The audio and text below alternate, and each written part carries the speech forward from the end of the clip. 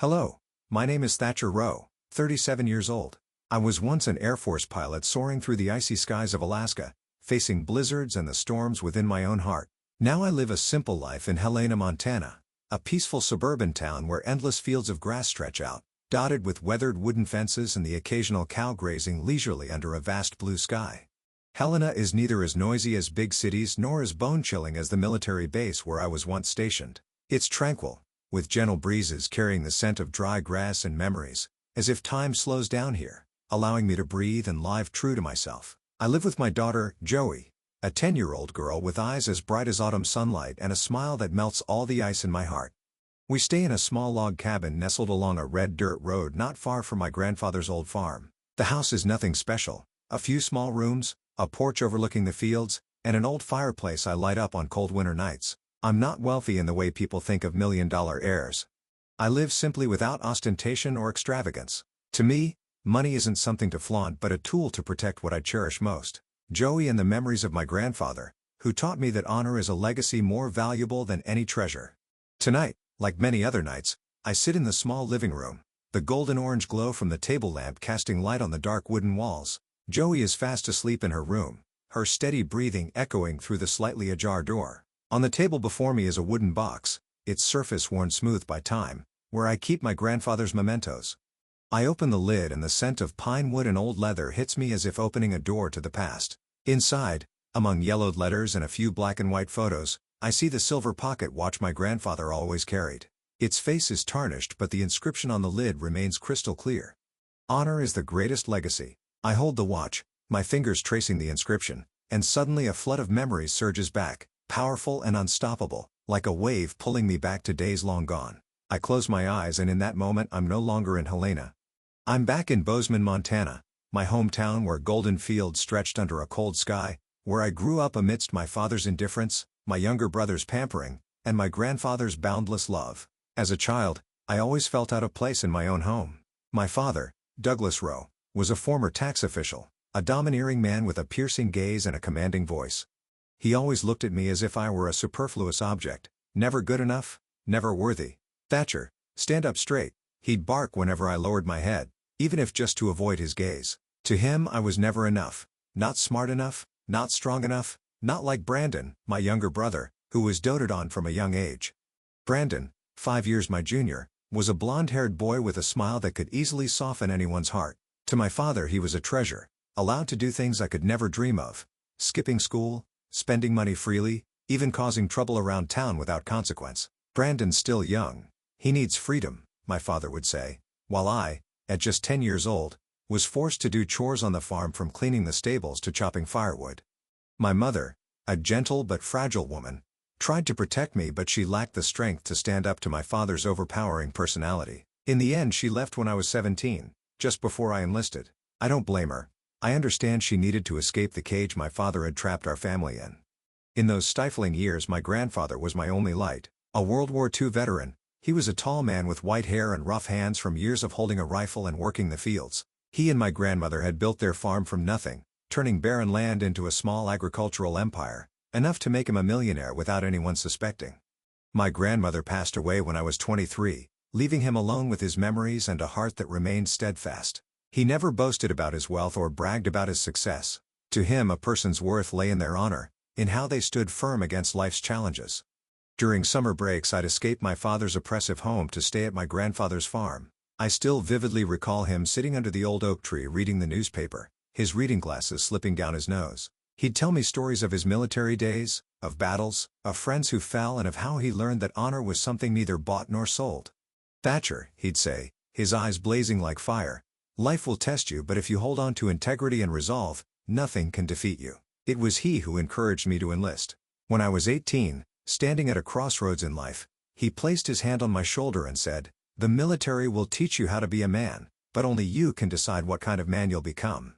Those words etched themselves into my mind like the inscription on his pocket watch, becoming the compass for every decision I've made since. I still remember the day I left Bozeman, standing in the middle of a golden field scorched by the August sun, an old suitcase lying alone at my feet. My grandfather stood a few steps away, under the shade of the old oak tree, his white hair shimmering in the breeze.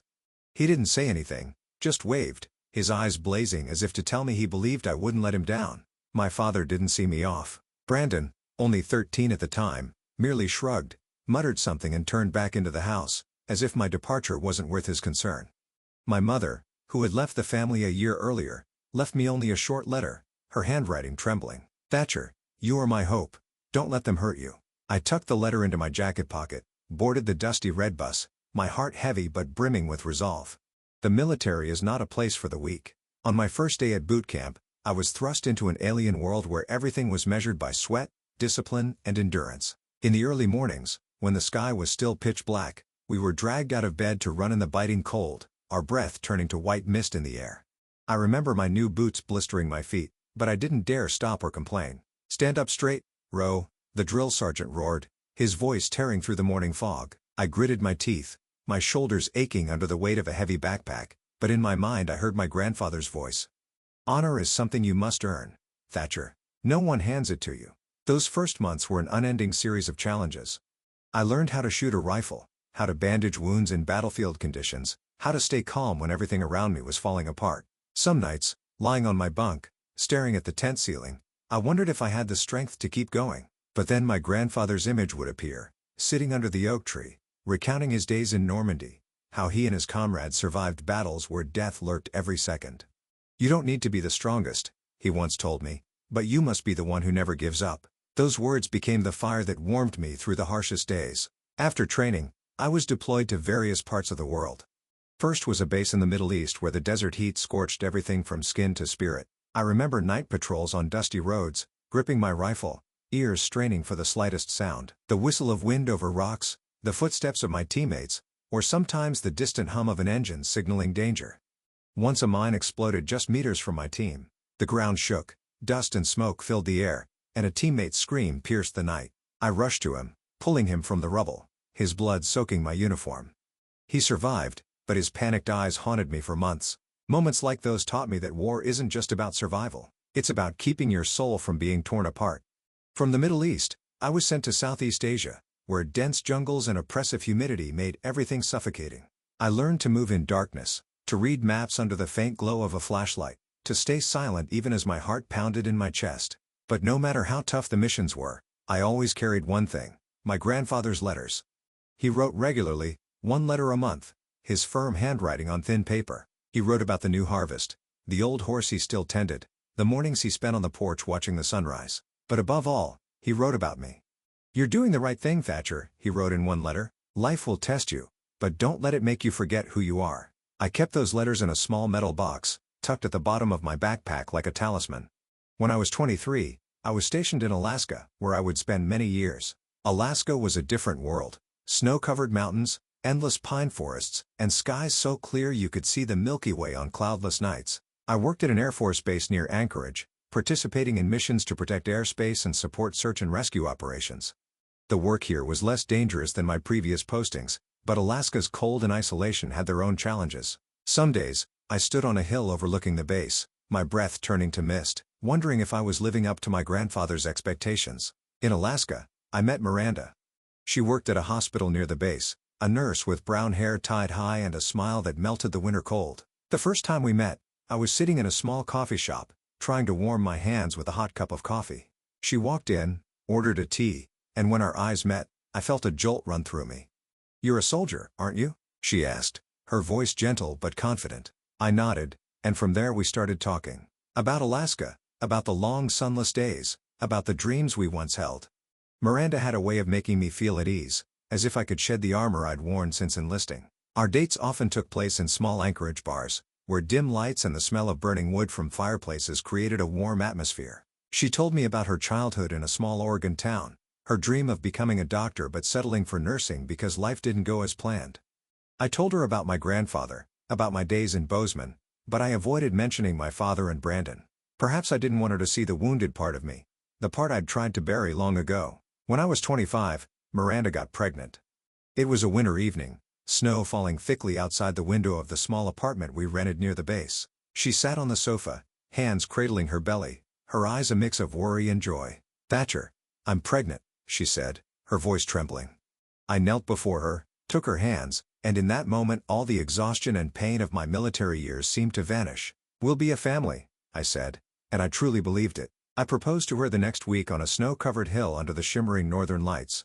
She nodded, tears streaming down her cheeks, and I thought it was the start of a new life. We married in a simple ceremony at a small Anchorage church. None of my family was there. My father and Brandon didn't respond to the invitation, and my mother, who had moved somewhere in California, sent only a congratulatory card.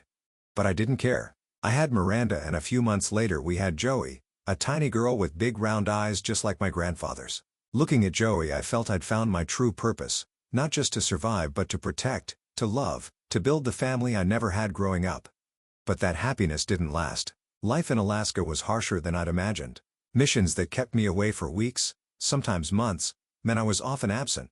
I'd return exhausted, my mind filled with images I couldn't share with Miranda. She began to change. Her smiles faded. Her hugs felt forced. She complained about the cold, the cramped rental house, how I was never truly there even when sitting right in front of her. "Thatcher, I don't know if I can keep doing this," she said once, her voice as cold as the Alaskan wind. I tried to comfort her to make things better, but I couldn't change the nature of my job. The military was a promise I'd made to my grandfather, to myself. Meanwhile, my family in Bozeman became almost like distant shadows. My father never called or checked in. Brandon, now a real estate agent in Bozeman, lived a reckless life I only heard about through acquaintances. He spent money like water, partied all night and never mentioned me. I tried not to care, but each time I thought of them a dull pain stirred. My grandfather remained the one bright spot in my life. His letters still arrived regularly, each one a flame warming me through the cold days. "You are my pride, Thatcher," he wrote in the last letter I received. "Keep fighting, not just for your country but for yourself." When I was 35, a phone call turned everything upside down. I was at the base just back from a long overseas mission. The phone rang at midnight and a trembling voice from an old Bozeman neighbor came through. "Thatcher, your grandfather, he's gone. Stroke, this morning." I stood frozen, clutching the phone, feeling the world collapse beneath me. My grandfather, the man I admired most, who taught me everything I knew about courage and honor, was gone. I didn't cry, not then. I only felt a vast emptiness in my chest, as if a part of me had been ripped away. I immediately requested leave, arranging to take Joey, then 7 years old, to Bozeman for the funeral. When I told Miranda, she just nodded and said, "I'm busy at the hospital. You and Joey go." I didn't argue, though I had an uneasy feeling. I thought she needed time, space, but I was wrong. The flight from Anchorage to Bozeman felt endless. Joey sat beside me, clutching the doll my grandfather had given her, her eyes red but holding back tears. "Did Grandpa hurt Daddy?" she asked, her voice tiny. I pulled her close, trying to keep my voice steady. "No, sweetheart, he just went to a better place." But deep down I wasn't sure I believed that. To me, my grandfather was immortal, a mountain that would never fall, and now that mountain was gone. The funeral took place in a small Bozeman church where my grandfather had gone every Sunday. The air was cold, not just from the Montana weather but from the tension among those present. My father stood in a corner wearing an old black suit, his gaze sharp as a knife. Brandon, now a man with slicked back blonde hair and an expensive suit, stood beside him, his eyes avoiding mine. Neither of them hugged Joey or offered me condolences. They just looked at me as if I were a stranger intruding on their world. I held Joey's hand, leading her to the coffin. My grandfather lay there, his face serene but devoid of the light in his eyes I'd cherished. I placed a white daisy on his chest, his favorite flower, a reminder of my grandmother. "Thank you," I whispered, "for everything." Joey squeezed my hand, and I knew she was trying to be strong for me, as I had once tried to be for my grandfather. As the ceremony ended, a cold breeze swept through, as if my grandfather's spirit was reminding me that the real challenges still lay ahead. I wasn't wrong. What followed, the reading of the will, the betrayal, and the secrets unveiled, would thrust me into a storm I was never prepared to face. My grandfather's funeral left me with a hollow feeling, as if a part of my soul had been swept away by the Montana wind. I held Joey's hand, leading her out of the church, trying to hide the pain tearing at my chest. The crowd slowly dispersed, leaving behind whispers about my grandfather. A strong man, a veteran, a self-made millionaire farmer. But to me he was more than those titles. He was the one who taught me how to stand tall when the world tried to bring me down. The reading of the will was scheduled for the next day at my grandfather's lawyer's office in downtown Bozeman. I didn't want to stay in town longer than necessary. The stifling atmosphere, with the probing stares from my father and Brandon, made me feel like an outsider in my own hometown. But I knew I had to stay, not just for my grandfather, but for Joey. She deserved to know her grandfather's legacy, whatever it might be. That morning I woke early in the small motel room Joey and I had rented near the town center. Joey was still asleep clutching the doll my grandfather had given her. I stood by the window looking out at the fog-covered street, trying to muster the courage for what lay ahead. I didn't expect anything from the will. My grandfather had already given me so much, from life lessons to faith in myself. But deep down I felt a creeping unease, as if something was waiting to erupt. The lawyer's office was in an old red brick building with tall windows and the faint smell of aged paper. As I entered, Joey held my hand tightly, her eyes scanning the room with a mix of curiosity and apprehension. My father was already there, seated at the head of table, his black suit wrinkled, his gaze as cold as ever. Brandon sat beside him, dressed sharply in an expensive gray suit, but his eyes avoided mine, fixed on his phone. Neither of them greeted me or Joey. The air in the room was heavy, like a storm about to break. My grandfather's lawyer, Harold Grayson, was an older man with white hair and a deep, deliberate voice. He sat behind his desk, a thick stack of documents before him, his eyes sweeping the room as if assessing us. "Thank you all for coming," he began, his voice steady but carrying a weight that silenced everyone. "Today we will read the last will and testament of Samuel Rowe, executed and notarized on March 12th of last year." A jolt ran down my spine. Joey gripped my hand tighter, as if she too sensed the tension. I glanced at my father, who sat upright, hands clasped tightly, his eyes locked on Grayson as if trying to see through him. Brandon, on the other hand, seemed indifferent, but I noticed his fingers tapping restlessly on the table, a nervous habit I remembered from our childhood. Grayson opened the documents, adjusted his reading glasses, and began to read. His voice rang out clearly, each word carving itself into the air. "I, Samuel Rowe, of sound mind and free will, declare this to be my last will and testament. My estate, including the farm, investments, and bank accounts, shall be divided equally, 50% to my grandson Thatcher Rowe, and the remaining 50% to be split equally between my son Douglas Rowe and my grandson Brandon Rowe." Silence enveloped the room. My breath grew heavier.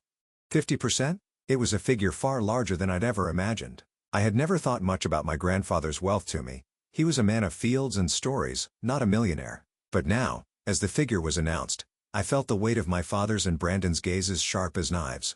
My father shot to his feet, the chair scraping against the wooden floor. "What?" he roared, his voice trembling with rage. "That kid gets half the estate? He's done nothing. He ran off, living his wandering soldier life while Brandon and I stayed here, taking care of Dad for years." I froze, not because of his words, but because of the hatred in his voice. Joey pressed closer to me, her eyes wide with fear. I placed a hand on her shoulder, trying to keep my voice calm. "Dad, calm down. This was Grandpa's wish." "His wish?" My father sneered, stepping closer to Grayson's desk. "His wish was manipulated by you, wasn't it? You fed him those war stories, those sappy words to worm your way in, didn't you?" He pointed at me, his face flushed with anger. Brandon, for the first time since entering, looked up. "Dad, calm down," he said, but his voice lacked conviction. I recognized his look, not anger, but jealousy, an emotion I'd seen in him since we were kids. Grayson raised a hand, signaling for silence. "Mr. Douglas, please sit down," he said, his voice calm but sharp. "The will has been legally notarized, but if you wish to contest it, I advise you to remain calm." My father didn't listen. He snatched the will from the desk, his eyes scanning the lines as if searching for a flaw. Then, to the shock of everyone in the room, he threw the papers into the burning fireplace in the corner. The flames flared, consuming the pages in an instant. "I'll take this to court," he shouted. "I'll claim what rightfully belongs to me and Brandon." Joey burrowed deeper into my side and my heart pounded. I wanted to stand, to shout at my father that he had no right, that my grandfather chose me because he knew I wouldn't let money blind me. But I didn't. I just sat there, holding Joey, trying to stay calm for her sake.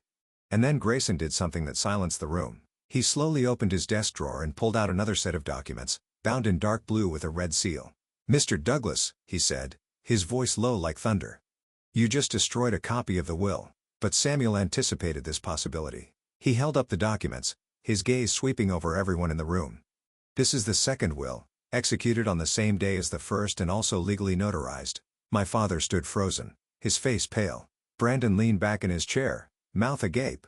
My pulse raced, not out of joy but from a premonition that what came next would change everything. Grayson opened the second will and read, his voice like a verdict. "In the event that the first will is contested, destroyed, or otherwise unenforceable, I, Samuel Rowe, bequeath my entire estate, including the farm, investments, and bank accounts, to my grandson Thatcher Rowe. The only one who understands the value of honor. The room fell silent, so quiet I could hear my own heartbeat. Joey looked up at me, her big eyes full of questions. My father, after a moment of stunned silence, lost control. "No. This is a forgery. He couldn't do this." He lunged toward the desk, but Grayson raised a hand, his gaze sharp as a blade.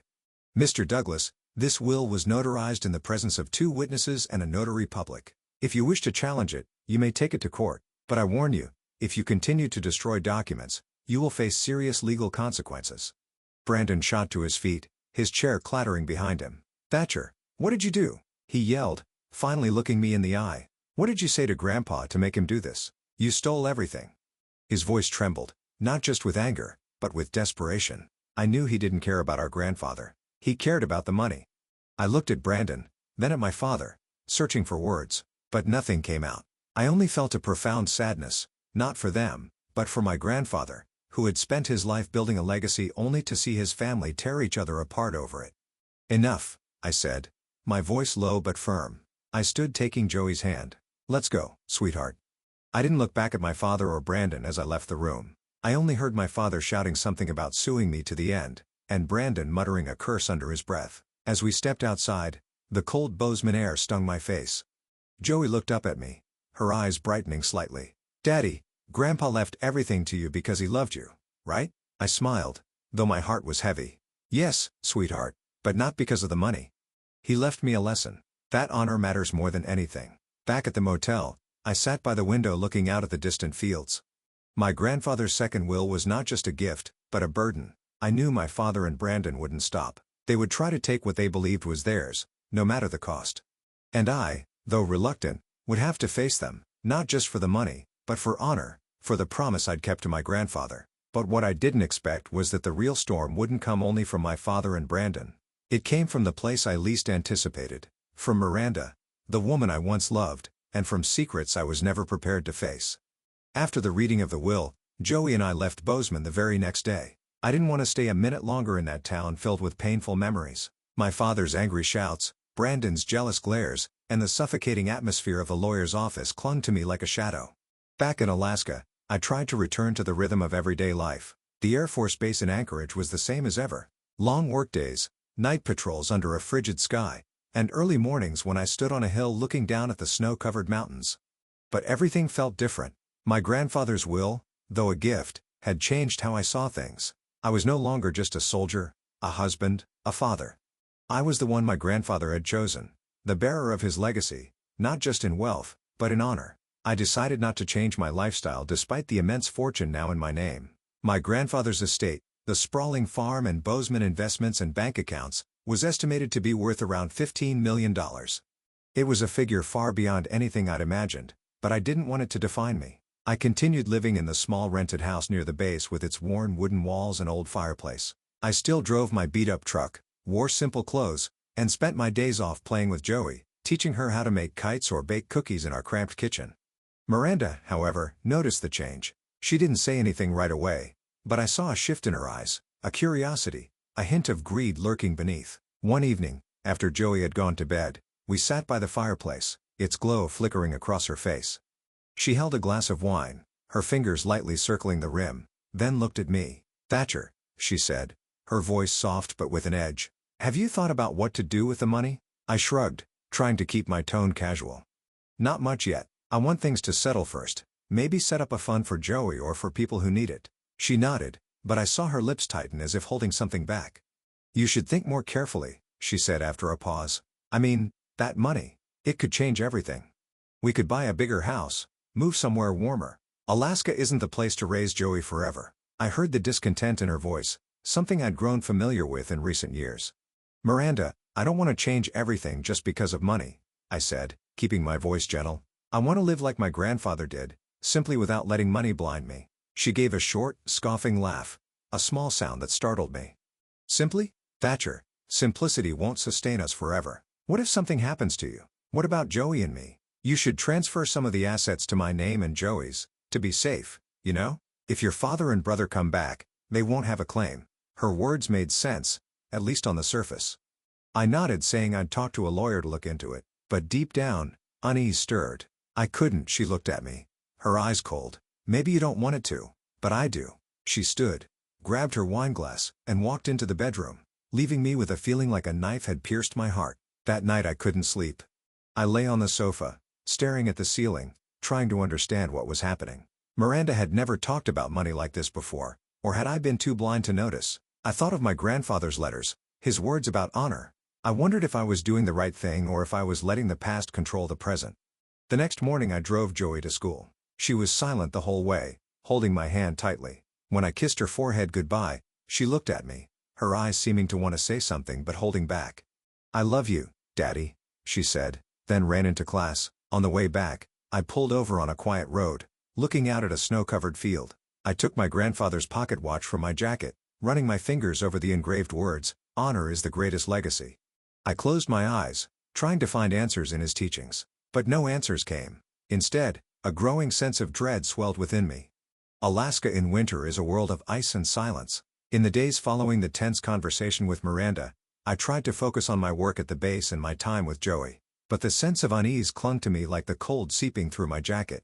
I began noticing small details I'd previously overlooked. The way Miranda frequently checked her phone with a tense expression.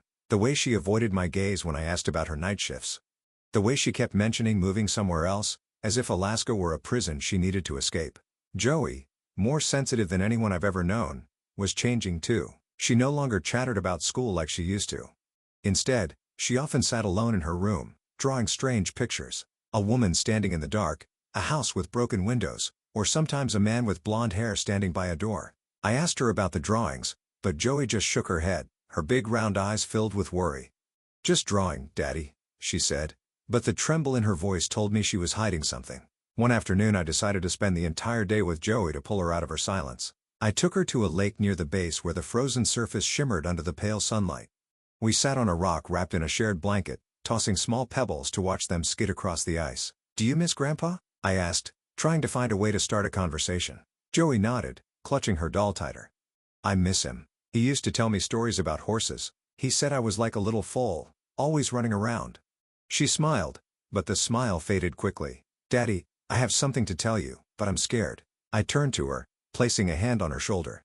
"Scared of what, sweetheart? You know I'm always here." Joey looked down, her fingers twisting the edge of the blanket. I saw Mommy and Uncle Brandon. They were kissing. Her voice was tiny, as if she feared the words themselves. "It was when he came to the house when you were on patrol. I saw them in the kitchen. I didn't know what to do." My heart stopped. I looked at Joey, searching for any sign that she was imagining things, that this was just a child's misunderstanding. But her eyes, bright and honest, just like my grandfather's, told me it was true. I felt a rush of heat in my head, followed by an icy chill down my spine. Miranda and Brandon? My wife and my brother? I wanted to scream, to rush home and confront her immediately, but I looked at Joey, saw her trembling, and knew I had to stay calm for her sake. "Don't worry," I said, my voice hoarse. "I'll handle it. You were so brave to tell me. Grandpa would be proud of you."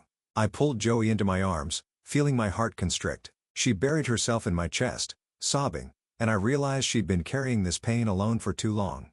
That night, I waited for Miranda to come home. She walked in, her coat dusted with snow, her face tired but composed. I sat at the kitchen table, my grandfather's pocket watch in front of me. A reminder of what I needed to protect. "Miranda, we need to talk," I said, my voice calm but cold. She frowned, taking off her coat and hanging it on the hook. "About what? The will again?" "No," I said, looking straight into her eyes. "About Joey seeing you and Brandon kissing in the kitchen." Miranda's face froze, but only for a second before she regained her composure. "Joey, you're believing a child? She's 10, Thatcher." She could imagine anything. Anger flared inside me, but I held it back. "Joey doesn't lie, not about something like this. Tell me the truth, Miranda. What's going on?" She laughed, a forced sound. "Really? You're accusing me of cheating based on a kid's words? Thatcher, do you really think I'm that kind of person?" I stood stepping closer to her. "I don't want to think that, but I need the truth. If not from you, I'll find it another way." Miranda turned away, arms crossed. "You want to find out? Fine. Go ask the neighbors, ask your colleagues, ask whoever you want. You won't find anything." But I did. In the days that followed, I paid closer attention. I spoke to our elderly neighbor, Mrs. Helen, who often sat by her window and knew everything that happened on the street. "Your brother, Brandon," she said slowly. "I've seen him come by a few times when you weren't home." I didn't want to say anything, but they seemed closer than they should be. The ground seemed to collapse beneath me. I called a friend in Bozeman, asking him to check if Brandon had been leaving town often. The answer came faster than I expected. Brandon had been to Anchorage multiple times in the past few months, always coinciding with my long patrol shifts. Each piece of the puzzle started to fit together, forming a picture I didn't want to see. A week later, I confronted Miranda again. This time, I had proof, a text message I found on her phone, which she'd carelessly left on the kitchen table. A message from Brandon: "Meet you Friday, don't let Thatcher know." When I held the phone up to her, Miranda collapsed into a chair, her face pale. "Okay," she said, her voice trembling. "Okay, Thatcher, it's true, but it's not what you think. We just what?" I cut in, my voice sharp as a knife. "Just kissing in our kitchen? Just meeting behind my back? Just betraying this family?" Miranda cried, but I felt Dixion Tianan, felt nothing but coldness. Miranda cried, but I felt nothing but coldness. "You're never here, Thatcher," she shouted. "You're always at the base, always with your work, your damn honor." Brandon, he was there. He listened to me. He made me feel alive. Her words stabbed my heart like a knife. But more painful than that was the realization that Brandon, my brother, whom I'd tried to love despite his indifference, had betrayed me in the cruelest way. I stood there looking at the woman I once loved and realized she'd become a stranger. I didn't yell or break anything. I just turned away, walked into Joey's room and saw her sleeping, her face peaceful like an angel's. I sat by her bed holding her small hand and vowed to protect her no matter the cost. Miranda could betray me. Brandon could turn his back on me. But Joey, she was the reason I kept fighting. In the days that followed, I began preparing for what was to come. I knew I couldn't keep living under the same roof as Miranda. I knew my father and Brandon wouldn't stop in their fight for the inheritance. And deep down, I knew this journey would bring more pain before I found peace. In the days following the revelation about Miranda and Brandon, I felt like I was walking on a thin tightrope, suspended above a storm. Alaska, with its snow-covered fields and icy skies, was no longer a refuge. Every corner of the small rented house, the kitchen table where Miranda and I once shared dinners, the sofa where she used to sit and talk about her dreams, now only evoked painful memories. I looked at Joey with her big round eyes and fragile smile and told myself I had to be strong, not for me but for her. The decision to divorce didn't come immediately. I spent many nights sitting alone in the living room, the firelight dancing, searching for another way out. I wondered if I could forgive Miranda, if I could salvage our family for Joey's sake. But every time I looked at my grandfather's pocket watch, the inscription, "Honor is the greatest legacy," served as a stark reminder. Honor wasn't just about loyalty to my country or my grandfather. It was about loyalty to myself, to the values I believed in. And I couldn't live with someone who had betrayed me, betrayed Joey, in the most cruel way. One morning, as snow fell lightly outside the window, I called a lawyer in Anchorage. He was a middle-aged man with a calm voice and agreed to meet me that same day. I dropped Joey off at school, forcing a smile so she wouldn't worry. "Daddy, will you be home early today?" she asked, clutching her backpack, her eyes full of hope. "Absolutely, sweetheart," I said, ruffling her hair. "We'll make cookies tonight, okay?" Joey smiled, but I could see the worry lingering like a shadow in her eyes. The meeting with the lawyer took place in a small, warm office filled with bookshelves and the faint smell of coffee.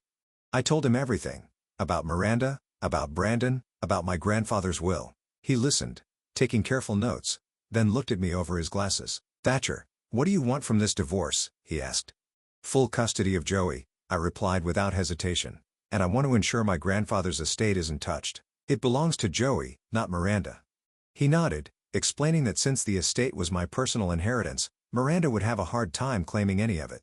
But he warned that she could contest custody, and that wouldn't be easy. "She's Joey's mother," he said. "Courts usually favor both parents unless you have clear evidence of inappropriate behavior." I thought of the text messages between Miranda and Brandon, Joey's account, and the times Mrs. Helen saw Brandon at the house. "I'll have evidence," I said, my voice firm. "I'll do whatever it takes to protect my daughter." The final confrontation with Miranda happened on a cold evening. Joey was asleep and the house was silent, except for the wind whistling through the window frames. Miranda sat on the sofa, cradling a coffee mug, her eyes avoiding mine. I placed the divorce papers in front of her, the pages as cold as the air between us. "Thatcher, you don't have to do this," she said, her voice trembling. "We can work it out, for Joey." "For Joey?" I repeated, my voice colder than I intended. "Did you think of Joey when you and Brandon were kissing in this kitchen? When you met him behind my back? When you let her carry that pain alone?" Miranda bowed her head, tears streaming down her cheeks, but I felt no pity. "Sign it, Miranda," I said, Sign it, and we'll do this the decent way. If not, I'll take everything to court, the texts, the neighbor's testimony, all of it." She looked at me, her eyes filled with pain, but also a flicker of anger. "You think you're better than everyone, don't you? Always talking about honor, about your grandfather. But have you ever thought about me? Have you ever really been here for me?" Her words struck a deep part of me, where I'd always wondered if I'd been a good enough husband, a good enough father. But I shook my head, pushing those doubts away. "I tried, Miranda, I tried my best, but you chose to destroy everything." She signed the papers, her hand trembling without another word. When she stood and left, I felt a vast emptiness in my chest, but also a sense of release. I had lost the woman I once loved, but I still had Joey, and that was all that mattered. The second decision came soon after: early retirement. After over 17 years in the military, I felt I'd reached my limit. The grueling missions, sleepless nights, and memories of the battlefield had left scars I never shared with anyone. But more than that, I wanted to be there for Joey, to give her a stable life, free of the months spent waiting for her father to return from faraway missions. I submitted my retirement request to my superiors, a decision that wasn't easy. My commander, Colonel Harris, looked at me across his desk, his eyes full of regret. "Thatcher, you're one of the best soldiers I've ever known," he said. "Are you sure?" "I'm sure, sir," I replied. "My daughter needs me, and I need time to find myself again." He nodded, not pressing further. "You've served well, Ro. If you ever need anything, come find me." On my last day at the base, I stood on the familiar hill looking down at the snow-covered mountains. I thought about the years gone by, the battles, my grandfather's letters, the nights I thought I wouldn't survive. The military had shaped me, but it had also taken so much. Now I wanted to spend the rest of my life building, not fighting. My father and Brandon tried to contact me a few times afterward, leaving long messages about reconciliation. My father said he wanted to fix things, that he'd been too rash at the will reading. Brandon sent a short text apologizing for the misunderstanding and wanting to meet to talk, but I knew they weren't truly sorry. They wanted the money, not family. I didn't respond. I deleted their numbers from my phone, cutting off all contact. I didn't want Joey growing up in an environment filled with deceit and scheming. I packed up our belongings, gathering my grandfather's keepsakes, the pocket watch, his letters, a photo of him standing under the oak tree, and left Alaska with Joey. I didn't look back. The rented house, the snow-covered roads, the memories of Miranda, all belonged to the past. Ahead of me was a new journey, a chance to start over, not just for me, but for Joey. Helena, Montana welcomed Joey and me with its endless golden fields, dotted with old oak trees and winding red dirt roads. I chose this place not only because it was near my grandfather's old farm, but also for its peace, a tranquility I craved after years of turmoil. The house I bought was a small log cabin nestled in a valley with a porch overlooking the fields and an old oak tree I knew my grandfather had loved. That oak, with its gnarled trunk and sprawling canopy, was where he used to sit reading the newspaper on summer afternoons when I was a boy, running around him begging for stories. Our first days in Helena felt like those of two lost soldiers trying to find their way in a new world. Joey, with her big round eyes and shy smile, seemed to sense the change. She didn't ask much about Miranda, but I knew she missed her mother, even if only the rare moments when Miranda had truly been a mother. I tried to fill that void by giving her all my time. We planted a small garden behind the house, tomatoes, pumpkins, and a few rows of lettuce that Joey eagerly tended. I taught her archery, watching her clumsily pull the bowstring, and laughed when her arrows veered into the grass. "Daddy, I'm terrible," she'd cry out, but her eyes sparkled with joy. I also set to work transforming the old shed behind the house into a small library. The shed, with its weathered wooden planks and moss-covered roof, was a relic from the time my grandfather owned this land. I spent weeks cleaning it out, building bookshelves, and hanging photos of him on the walls. In one corner, I placed his pocket watch in a glass case, next to a picture of him standing under the oak tree, smiling with his radiant eyes. Joey loved sitting in that library, reading the old books my grandfather left behind, from adventure novels to war memoirs. "Daddy, did Grandpa really fight a whole army?" she asked, pointing to a book about World War II. I laughed, ruffling her hair. "Not quite, but he was the bravest man I ever knew. He taught me that sometimes fighting isn't about holding a gun. It's about standing firm when everything falls apart." Life in Helena wasn't glamorous, but it was enough. I didn't touch the bulk of my grandfather's inheritance except to buy the house and fix up the shed. I wanted Joey to grow up with the values he taught me. That money doesn't define you, but how you live and treat others does. I took a part-time job at a machine repair shop in town. Not because I needed the money, but because I wanted to stay busy to feel like part of the community. But the past didn't let me go so easily. Occasionally, I heard news of my father and Brandon through old acquaintances in Bozeman. They told me that Brandon and Miranda didn't end up together as I'd feared. After the divorce, Miranda moved to another city, working at a new hospital, and made no attempt to contact Joey. Brandon, meanwhile, continued his reckless lifestyle, but now without my father's financial support. My father, Douglas, seemed to have fallen out with Brandon, the two often arguing over their failure to inherit any of my grandfather's estate. I wasn't surprised, but I didn't feel any satisfaction either. I only felt a deep sadness, not for them, but for my grandfather, who had spent his life building a legacy only to see his family fracture. Joey sometimes asked about my grandfather, my father, and Brandon. One evening, as we sat on the porch watching the sun set over the fields, she asked, "Daddy, are you sad about Grandpa and Uncle Brandon? They didn't love you like Grandpa did they?" I looked at her, my heart aching. "I'm not sad, sweetheart," I said, though I knew I was partly lying. "Grandpa fought for freedom, and I'm just learning to live up to that. Having you here is enough to make me happy." Joey smiled, snuggling into my side, and I felt a warmth spread through my chest. But deep down, I knew our journey wasn't over. The shadows of the past, my father, Brandon, and even Miranda, were still out there, waiting for a chance to return. And I, though no longer in the military, had to remain ready to fight, not with a gun, but with my heart and will. In the quiet days of Helena, I began writing down my grandfather's stories, the ones he told under the oak tree about war, love, and Montana's fields. I wrote not to publish, but to preserve, for Joey, for myself, and for future generations. I wrote about the battles he survived, how he and my grandmother built the farm from nothing, the nights he sat by the fire, telling me that honor was the one thing no one could take away. I also wrote about my own mistakes, the years I tried to please my father, the moments I doubted myself when Miranda betrayed me, the pain of cutting ties with my family. Writing was how I healed. Each word was a step toward letting go of the past, toward learning to forgive, not my father, Brandon, or Miranda, but myself. I realized I'd been too hard on myself, always striving to live up to my grandfather's image, forgetting that he too was human and made mistakes. He taught me that honor isn't about perfection, but about standing up after every fall. One evening, as I sat writing in the small library, Joey ran in, clutching an old tin box she'd found in the shed. "Daddy, look at this," she exclaimed, opening it. Inside was a stack of letters in my grandfather's firm handwriting, but they weren't addressed to me. They were from my grandmother, written during the years he was away at war. I held one, my hands trembling, and read her words. "Samuel, I don't know if you'll come back, but I know you'll always do what's right. I love you for that." I read the letter aloud to Joey, and we sat there in the library's dim light, feeling the presence of my grandfather and grandmother. Those letters were a reminder that love, like honor, transcends time and trials. I looked at Joey, saw her smile, and knew that my grandfather's legacy would live on in us. Back in the present, I stand on the porch, looking out at the autumn fields. Joey runs out, tugging my hand.